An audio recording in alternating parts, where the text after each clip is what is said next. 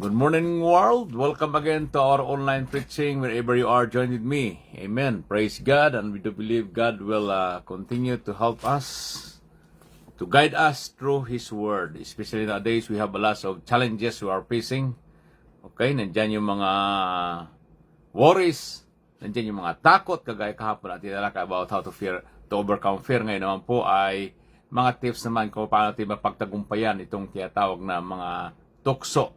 Okay? Araw-araw ay maraming mga tukso na siyang nais na pabagsakin tayo ng kaaway. Si Satanas po may pakana niyan para ikaw po ay ilayo sa Panginoon. Okay? Sirain ang iyong pananampalataya. But thank God, dahil nais ng Diyos na ikaw at ako ay mamuhay na matagumpay. Kaya ngayong umaga, ito pong ating talakayin at basahin po natin ang salita ng Diyos na makikita natin sa 1 Corinthians chapter 10 verse 13. Sabi ng Panginoon at pangako niya sa atin, "No temptation has overtaken you except such as is common to man, but God is faithful, who will not allow you to be tempted beyond what you are able, but with the temptation will also make the way of escape that you may be able to bear it." Ito po ang pangako ng Panginoon sa araw na ito. Dakila pa lang Diyos, salamat po o God sa iyong mga salita muli na aming pagbulay-bulayan. I pray na ito ibigay sa amin ng kalakasan, mga paala o God na sa maging gabay namin sa aming pang-araw-araw na pamumuhay upang kami makapamuhay ng tama, Panginoon, at huwag maligaw ng landas at matukso ng aming kaaway. Kaya o God, sa iyo po namin pinagkatiwala ang oras nito sa pangalan ni Jesus. Amen. Tips, how to avoid temptation, mga kapatid. Napakahalaga na alamin natin itong tinatawag na mga tips kung paano natin mapagtagumpayan ang mga tinatawag na tukso. Ang Biblia po ay nagtuturo sa atin na kung saan ay alam natin na ang trabaho po ni Satanas ay pumunta dito ng kanyang main activity, mga kapatid. Okay. Ay ikaw po ay tuksuin at ibagsak sa iyong pananampalataya. Napakahalaga na ma-identify natin kung saan tayo lagi bumabagsak at ano ang dahilan kung bakit tayo nahutukso. Di ba? Hindi ko sinasabi ito dahil ako po ay perfect. Lahat po ng tao ay dumadanas po ng ibang klase mga pagsubok, maging tukso man yan. Ngunit salamat dahil ang Diyos po ay laging may pangako sa atin, okay? Na hindi raw po tayo bibigyan ng mga pagsubok na hindi natin kaya. At pagdating ng mga pagsubok na yun, tutulungan tayo upang mapagtagumpayan yung subalit.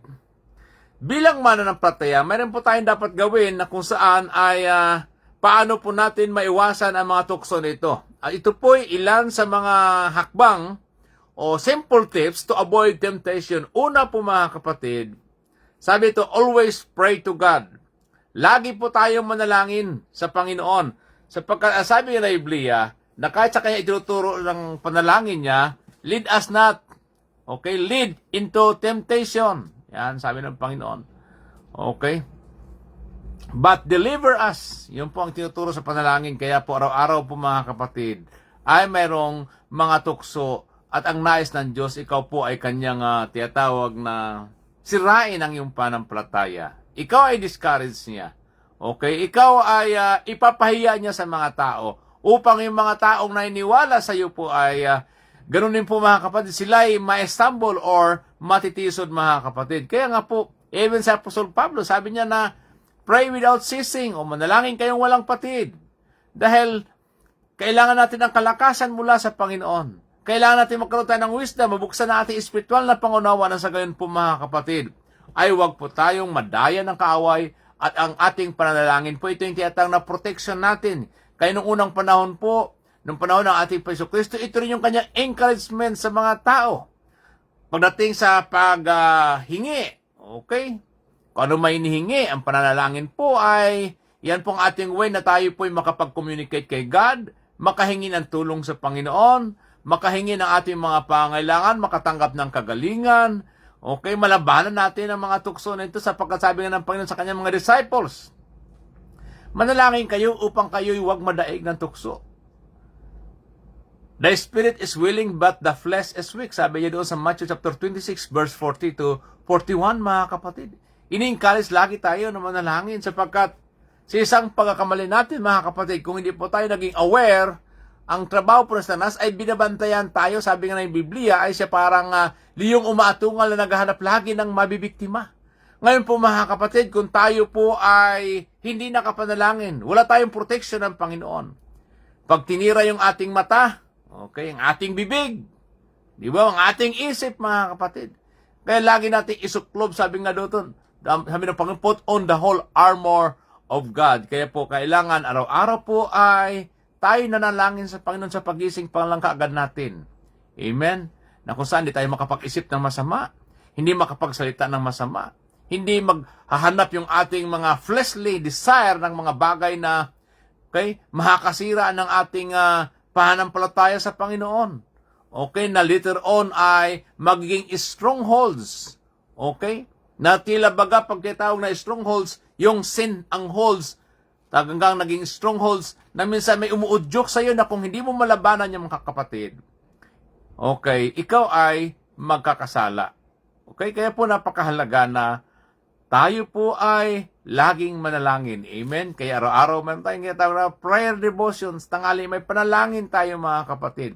Wherever we are, wherever you are, tayo po yung manalangin. At pangalawa po ay know and use the Word of God. Kailangan pong alam natin, okay, at gamitin natin lagi ang salita ng Diyos. Okay?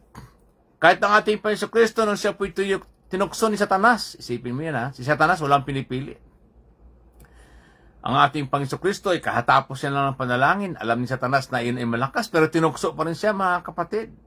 Kaya napagtagumpayan ng Panginoon ang kanyang tukso sapagkat nakapanalangin na siya. Isipin mo, Panginoon na yun, Diyos na yun. Kailangan niyang manalangin pa rin. Okay. How much more tayo, mga kapatid? Kailangan niya ring alamin ang salita ng Diyos. Si Satanas po, alam niya ang salita ng Diyos, kaya ang ginamit ng Panginoon ay ang salita din ng Diyos.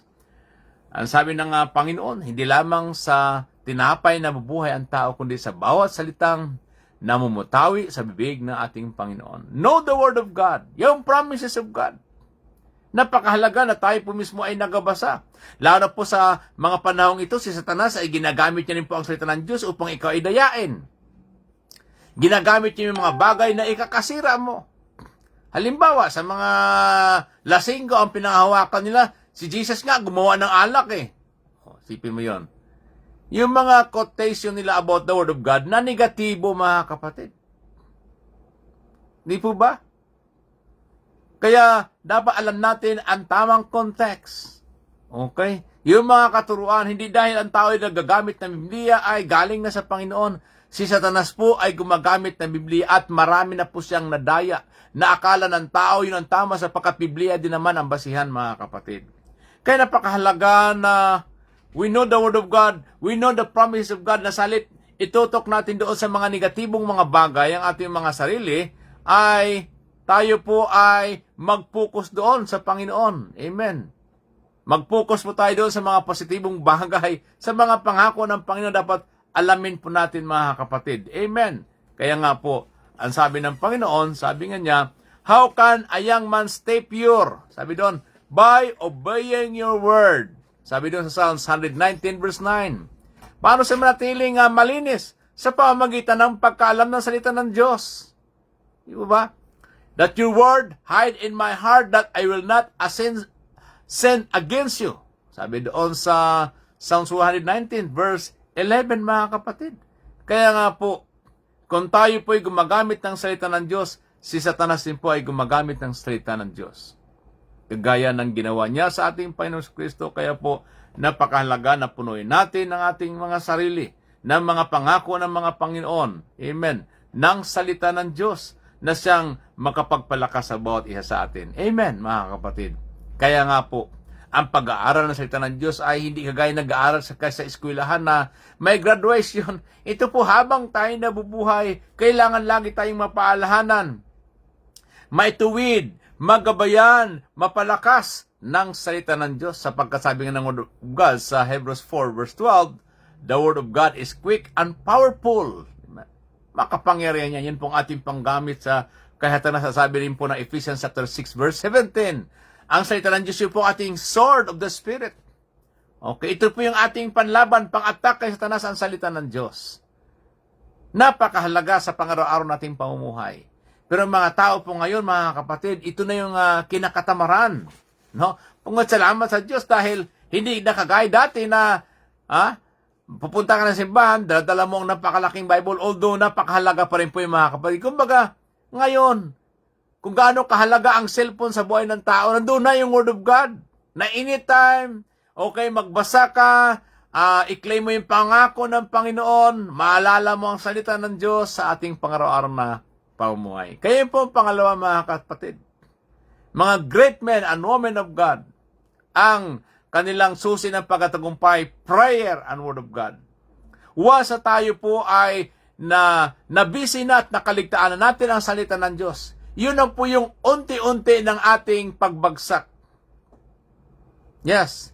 Unti-unti ng ating pagtalikod sapagkat ang salita ng Diyos ay buhay. Once na binabasa natin yan ang kapaalala sa atin. Paano kung tayo lumalayo doon sa salita ng Diyos? Okay? Na siya nagpapaalala sa atin, na siya nagtutuwid sa atin, siya nagtuturo sa atin, mga kapatid. Kaya po napakahalaga. No?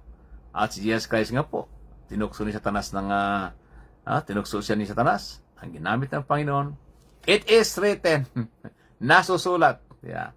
Hindi lamang sa tinapay na ubuhay ang tao, kundi sa bawat salita ng Diyos na mutawi sa kanyang bibig. At pangatlo, mga kapatid, na mga tips, okay? How to overcome temptation. Know your weaknesses. Okay? Know your weaknesses. Know yourself. Identify where you are most vulnerable. Na kung saan ikaw po ay magkakasala. Alamin mo yun. Kung ang kahinaan natin ay pagkain, mag-ingat ka. May isang pastor na nagtuturo sa amin dati ng deliverance. Okay, deliverance Yun ang itinuturo niya. So, dahil siya po ay mataba na rin, ang sabi ng kanyang sabi ng ibang mga kamangagawa ko rin, Pastor, ay nagtuturo ko ng deliverance, dapat ikaw po ay ma-deliver dyan. Ang sagot ng asawa niya, tama po yan. Siya po ay hindi ma-deliver sa tinatawag na gluttony. Alam niyo ba? Yun nga. Siya rin po ay, although namatay siya na hindi payat, namatay siya na, napakataba niya, ang kahinaan niya po ay pagkain. Okay, alam niyo po kung sobrang pagkain ay iba-ibang klaseng sakit din, di ba? Ako rin pa makakain ng bawal. Di ba? Nakakasakit, kaya kailangan mag-ingat sa pagkain. Na alam mo yung bawal, may isang tao na, sabi niya, naatake na siya dati ng stroke. Ang sabi sa kanyang doktor, medyo ingat ka na sa pagkain. Okay, dahil diyan ka na, ay ang problema niya, ang kahinaan niya pagkain, naguluto siya kasi may restaurant sila. Alam niyo po, 2 times na siya na-stroke. Sabi niya na lang, nakagalit yung kanyang mga anak. Ikaw kasi pa ay mag-ingat ka sa pagkain. Sabi niya, minsan lang buhay, mamamatay. Isipin mo yung mga ganong katwiran. Oo nga naman, mamamatay. Pero ikaw ay gagamitin ng Panginoon. Mag-ingat ka doon kung anong mga bagay na, di ba, lagi ka nakakasala. Halimbawa, kainaan ay alak. Umiiwas ka doon sa mga barkadang lasinggo. Ang kainaan ay sugal. Abay, umiiwas ka rin doon sa mga sugarol. O kainaan ay chismis. Mag-ingat ka doon sa mga chismosa. No? Sabi nila, marites. Pero ang sabi ng iba ngayon, ang marites daw ay, di ba, mari anong testimony. Nabago, salamat naman naging positive, di ba? So, mga kapatid, know your weaknesses. Sabi ng Biblia, di ba? Sabi nga doon sa James chapter 1, okay, verse 4. Kasi nga mahirap na yung palang kainaan mo, tapos punta ka pa ng punta doon, okay? Ay di, magkakasala ka nga talaga. Sabi nga ng Word of God sa James chapter 1 verse 14. Let no one say when he is tempted, I am tempted by God. For God cannot be tempted by evil, nor does he himself tempt anyone. But each one is tempted when he is drawn away by his own desires and enticed. His own desires. Kaya kung anong kahinaan mo, kapatid, ingat ka doon. Okay? Kaya po, kumbaga sabi nga, identify kung saan ka laging natukso at saan ka lagi bumabagsak. Okay? Identify.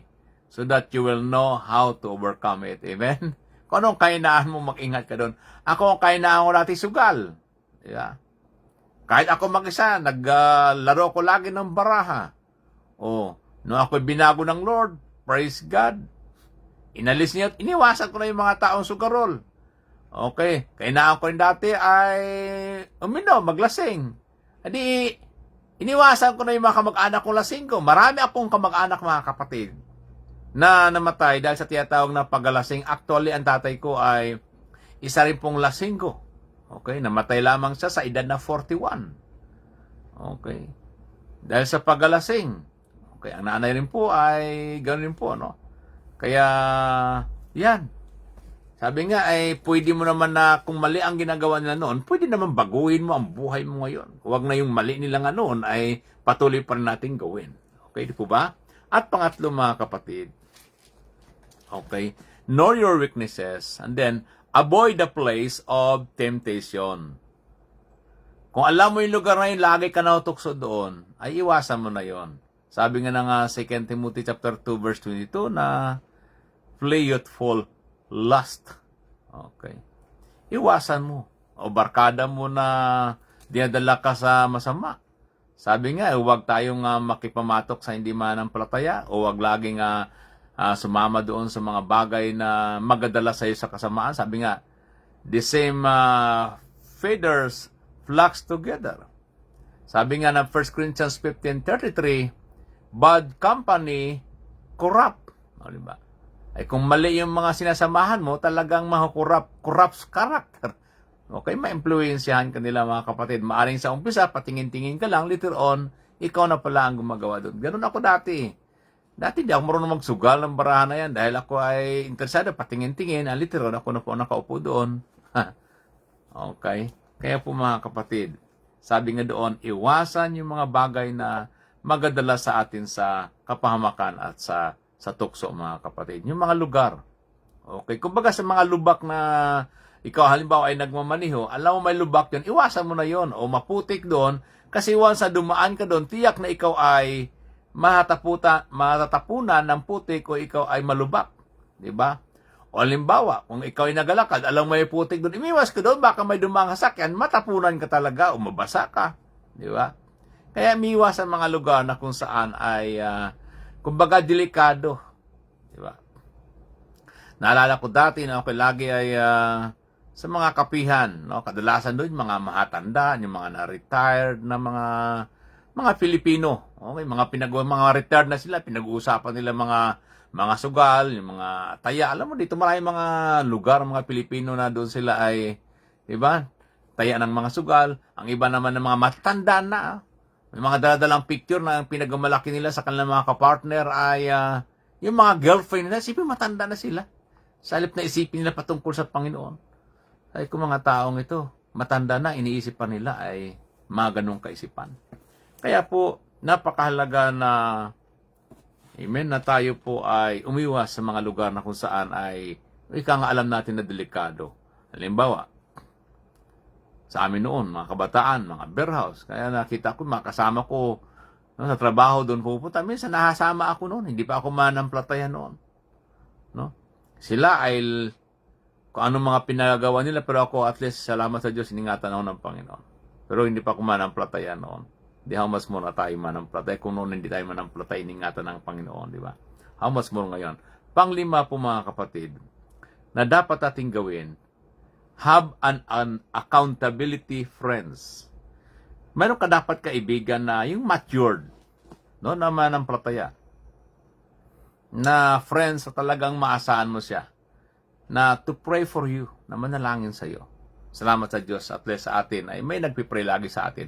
Pero iba pa rin yung nagpipray ka at may kaibigan kang maasahan mo nagpipray. Siyempre sa may mga asawa, ang kanilang talagang dapat na asahan magpray, yung asawa nila, di ba? O kung anak na mga faithful din sa Panginoon, no? Na magpray sa iyo, accountable ka doon, o maaring siyang mag-correct sa iyo na kung nakikita sa iyo na parang anak o kapatid, parang iba na yata ang ginagawa mo, parang iba na yung mga sinasabi, no?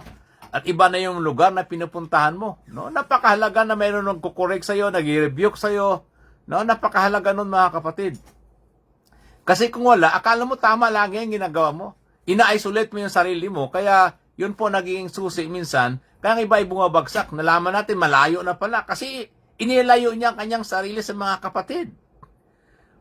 Okay na ang gustong-gusto ni Satanas. Na ikaw ay nag-iisa sapagkat once na ikaw ay nilusob niya, walang magpaala sa'yo, walang mag-rebuke sa'yo. Okay, paano na mga kapatid? Paano ka ma-restore? Paano ka ma-strengthen? Kaya napakahalaga na tayo po. Although may mga kasama tayo sa church, okay. Pero mahalaga din, mayroon kang kaibigan na hindi nahatakot sa'yo. Ibig sabihin ay, kumbaga, talagang mahal ka niya. Kumbaga, masabi natin na kung saan ay talagang siyang nagkukorek sa iyong buhay. No? Napakahalaga ng mga kapatid. Kaya, huwag natin isolate yung ating mga sarili. Baka yung iba nga nag-i-invest ng kaibigan sa mga inuman, di ba? Kung saan-saan. How much more sa spiritual natin? Napakahalaga na meron tayong kaibigan na kumbaga accountable tayo kapatid pag alam mo na ako paalahanan mo lang ako. Kaya sa akin, kung may mga tao na kukorek, yes, simple, tingnan mo naman kung tama bang kinukorek sa'yo o baka panglalait lang din. Tingnan mo rin. Kumbaga piliin mo kumbaga sa ay tingnan mo kung ano makapagpalakas sa'yo. Kasi hindi lahat ng ating narinig ay tama. Kumbaga sa mga pagkain na kahain, ikaw rin naman nakakain, kunin mo lang yung tama. Di ba? Kaya po mga kapatid, pero kung mga negatibo naman, ibig sabihin, huwag ka na masyadong maging maramdamin na nakarinig ka na mga correction sa'yo, ay iiwas ka na, magkatago ka na, di ba? Minsan ay kailangan natin yon. Although masakit, mga kapatid. Pero siyempre, kung mag-correct tayo doon sa tinatawag na private places, huwag mo namang ipahiya yung tao, nag-correct ka na nga, napahiya mo naman yung tao. Okay, di ba? Unless yung tao na yun ay mature na nagpasalamat. May mga tao salit magpasalamat, inaaway ka na ngayon, sinichismis niya, siya ganito kasi. Di ba? Kaya po mga kapatid, napakahalaga, di ba? Na may mga kaibigan tayo o may na malapit sa atin. O tinuturing natin yung mga nanay, o tinuturing natin tatay, no? Na bukas ka naman, simple pag sinabi sa atin, ay huwag natin sabihin sa iba. No, huwag natin ipahiya na si ganito, si ganyan. Kumbaga, pag sinabihan ka niya na huwag mo na sabihin sa iba, sa atin na lang yan. Okay. Para muling pagkatiwalaan ka, no, ng iyong kaibigan, kapatid. Kaya kailangan natin yun. Pang-anim po mga kapatid. Tips how to avoid temptation o how to overcome temptation ay be strong in the Lord. Lagi po tayong magpalakas sa Iblis. Sabi nga na Ephesians chapter 6 verse 10, be strong in the Lord and the power of His might. Kailangan natin dagdagan ang ating panampalataya para tayo lumakas, maging committed tayo sa Panginoon. Mamuhay tayo ng tama, mga kapatid. Siyempre, magpakalakas tayo sa kapangyarihan ng Panginoon sapagkat ito po yung ating tinatawag na power to resist temptation. No? Kailangan po natin. At ang power na yun ay galing sa Panginoon, mga kapatid. We can overcome the world. Sabi nga ng James 4:7, resist the devil and the devil, he will flee from you. Paano mo ma-resist si Satanas kung tayo mismo ay hindi nagkapasakop sa Panginoon? Kasi yung power na yun galing sa Panginoon. Gusto mo sang i-resist, wala ka naman power kasi, kumbaga, naging alipin ka na niya. Diba? Kung, mga kapatid, sabi na yun, submit yourself to God. Bago ma-resist si Satanas, kailangan ay nakasubmit ka sa Panginoon. Ibig sabihin, sumusunod ka sa Diyos. May power ka na galing sa Panginoon. No? And we can overcome the world sapagkat sabi nga ng Biblia, greater is He that is in me than he that is in the world. At we can overcome this world. O mga bagay sa libutan ito, mga kapatid. Kasama na yung mga lust of the flesh, lust of the eyes, and pride of life sa pamamagitan ng ating panampalataya sa Panginoon. At kung sakali man tayo po ay nagkamali, mga kapatid, napakahalaga na confess our sins to God. Amen. Sapagkat lahat pa tayo ay nakakamali. Kung nakakamali tayo, go to God in prayer. Go and confess your sins to God and change your life. Si David po ay nagkasala rin po siya, mga kapatid. Yes, pero sinasabi ng Panginoon, he is a man in God's own heart. Bakit? Kasi kung siya nagkasala, lumalapit siya sa Panginoon. Many times. Kaya lahat ng kanyang mga kasalanan, pinagabayaran ninyo, mayroong tinatawag na consequence. Yes, ang Diyos ay nagpapatawad, pero may consequence po tayo sa ating ginagawang kasalanan. Kaya huwag nating hintayin na tayo ay, ang Diyos naman ay nagkapatawad. Yes, nagkapatawad ang Diyos. Pero tingnan natin ang consequence na yan. Nakakatakot din po mga kapatid. Mali ang consequence yun, yung buhay mo. Buhay na yung mahal sa buhay. Diba yung pagkatao mo, diba? Nung si David ay nagkasala siya ng adultery doon kay Bathsheba. Ano naging kabayaran? Yung unang anak nila ay namatay. Dahil sa kanyang kasalanan. Kaya, pag tayo nagkasalanan, mayroon talagang consequence. Pero ang mahalaga, huwag natin isipin yung sabihin ng iba, dahil nandiyan na tayo eh. Ang ating isipin, maging maayos ang ating relasyon sa Diyos. Yes, kaya po mga kapatid, kung tayo may nagkamali, huwag natin kalimutan that our God is a God of second chance. Kaya nga God is so good that He will not let every believers na maka-experience nitong tinatawag na mga pagsubok. Pero sabi ng Panginoon, pagdating ng pagsubok na, sabi sa 1 Corinthians chapter 10, verse 13, bibigyan niya tayo ng lakas upang mapagtagumpayan niya. Amen? Kaya po mga kapatid, ano man po ang iyong naranasan ngayon, mga pagsubok sa buhay, amen, ay huwag mong kalimutan na may Diyos tayo.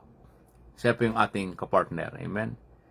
Sa ating pangaraw-araw na pamumuhay. Kaya po mga kapatid, kung i-apply natin yung mga tips na ito, okay,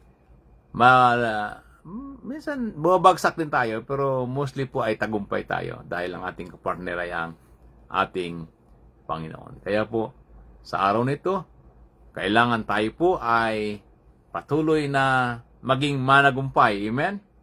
Kung i-apply natin ang mga tips na ito sa ating pangaraw-araw na pamumuhay, how to overcome temptation. At ito yung mga tips na ating napag-aralan ngayon. Una, sabi nga, always pray to God.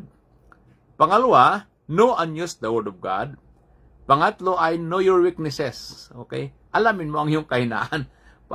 Alam mo na yung kahinaan mo. Kung yung dahilan ng pagkakasakit mo, ay iwasan mo na yon. Then, pang-apat, avoid the place of temptation. Kung saan yung lugar na lagi ka natutukso. Ikaw ay nagkakasala. Okay, iwasan mo na yun. And then, have an accountability friends. Diba? Kaya nga, napakalaga yung tinatawag na accountability. Sabi nga ng Biblia, so sa Ecclesiastes chapter 4, verse 12, no, na maganda yung dalawa. Okay? A person standing alone can be attacked and defeated, but two can stand back to back and conquer. Sabi nga ng Word of God doon sa Ecclesiastes 4:12, there are three are even better, for a triple braided cord is not easily broken. Ibig sabihin, mayroon tinatawag na accountability friends, no, na nagpapaalala lagi sa atin. And then, pang-anim, be strong in the Lord. Lagi tayong magpalakas. Amen? At sabi doon, kung tayo man ay nagkamali, confess and repent, no, sa ating kasalanan. Kasi wala naman perfect. Habang dito sa sanlibutan ito, marami tayong mga struggles. Amen. Ang napakahalaga at nais ng Lord, O Lord, ako yung nagkamali. Nandito ako muli, nagpapakumbaba. Tulungan niyo po ako. Amen. Na ma-overcome ko ang mga kasalanan at ang mga kahinaan ko upang ako maging karapat-dapat lagi sa iyo. Amen. Kaya sa araw na ito, mga kapatid, tayo muling dumulog sa Panginoon. Tulungan niya tayo na ma-overcome itong mga tukso sapagkat ito yung tinuturo ng Panginoon sa kanyang panalangin. Lead us not into temptation, but deliver us. Diba? Sabi ng Panginoon. Kaya yung ating prayer ngayong umaga. Salamat sa inyo mga kapatid. Salamat sa mga kasama natin ngayong umaga. Tayo manalangin. Dakila o pagpalang Diyos, nagkapasalamat kami sa iyong mga salita. Nagpapaalala sa amin kung paano namin mapagtagumpayan ang mga tukso, Panginoon, na ito ay minsan dahil sa aming mga kasalanan. Minsan, Panginoon, dahil sa mga bagay sa libutan na tutukso kami. Minsan, Panginoon, ito rin po ay gawan sa Satanas upang kami ay sirain, wasakin at masira ang aming pamilya, Panginoon. Lalo sa panahon ngayon, maraming mga manampalataya ang nasira ang buhay. Yes, O God, dahil hindi naging aware, Panginoon, nasira ang pamilya, O God. Tulungan niyo po kami, Panginoon, na maging matag. Ikaw lang ang makatulong sa amin. Lalo sa mga kasama namin ngayon, Lord, online, na nanonood ngayon, Panginoon. Pagpalahin mo sila, pangunahan mo sila, palakasin mo sila, Panginoon. Pahatagin mo sila, Panginoon, upang mapagtagumpay ng tukso sa pagsalita ng masama o anumang mga bagay na nakakasama, Panginoon, mga kaisipan na hindi tama, Panginoon, mga bagay na tinitingnan na hindi kalugod-lugod, Lord, Tulungan niyo po kami kung alam namin masama na po yun, Lord, ay huwag na namin subukan pa, O God. Yes, O God, upang huwag kami manatili doon, Panginoon, at huwag kami mahumaling sa ganung mga bagay, Panginoon. Yes, O God, sa mga kabataan, Panginoon, sila ay natukso sa mga games, Panginoon, ng mga online, Panginoon, na siyang umuubos ng kanilang oras. Yes, O God, o panunood ng mga bagay na hindi kalugod-lugod sa iyong harapan, Panginoon, hanggang sila, O Diyos, ay nahumaling doon. Panginoon, tulungan niyo po mga kabataan at kaming lahat, Panginoon, na sa gayon ay nakafocus lagi kami sa iyo, Panginoon. Walang open doors ang kaaway sa aming mga buhay na sa'yo manirahan, at kung yun man ay nagkaplanong pumasok, ngayon pa lamang ay aming ni-rebuke, ni-reject at wala siyang puwang sa iyong mga buhay. Bagkus, Panginoon, ikaw lang ang may puwang sa aming mga isip, puso, sa aming mga buhay upang kami makapamuhay ng tama, Panginoon. Lord, i-bless mo mga kasama namin, palakasin, patagin, at ang sino mang may sakit, we pray for complete healing, O God, in Jesus' name. At amin pong ilapit sa iyo sa panalangin, Panginoon, ang buong Victory City Church International leaders and members. Ingatan mo sila, gabayan mo sila, Panginoon, sa aming mga plano at even sa aming meeting ngayong Sunday. Pagpalain mo po, Lord, ay mga kapatid, Panginoon, na babiyahe sa ibang lugar gaya na Star B, Star Lerma, ingatan mo sila, Panginoon, na maging matugumpay ang kanilang mission upang katagpuin ang mga mahal nila sa buhay doon, Panginoon. Kaya Lord, pagpalain mo buhat sa amin, ingatan, gabayan, proteksyonan niyo yung kapangyarihan. Palakas ipatagin, i-bless mo mga anak mo na nagkatrabaho, maging sa bahay, sa opisina, sa factory, o sa mga caregivers pang anumang mga trabaho nila. Ingatan mo sila, ilayo sila sa anumang kapahamakan, o mga nagtitinda, Panginoon, o sa tindahan, Pangilayo mo sila sa mga masamang tao at mga maganakaw, lalo sa mga panahong ito. God, Lord, salamat po sa mga kapatid namin na kasama namin ngayon online. Bless mo po sila, Pangingatan mo sila, cover mo sila ng banal na dugo. Thank you, Lord. We honor you, bless in Jesus' name. Amen. God bless you all, mga kapatid, at huwag nating kalimutan na sa Diyos po ay walang imposible, na anumang mga pagsubok o problema ay kaya kanyang tulungan, kaya niyang bigyan ng solusyon yan, mga kapatid, sapagkat kasama natin ang Diyos. Amen. God bless you all. To God be the glory. Amen.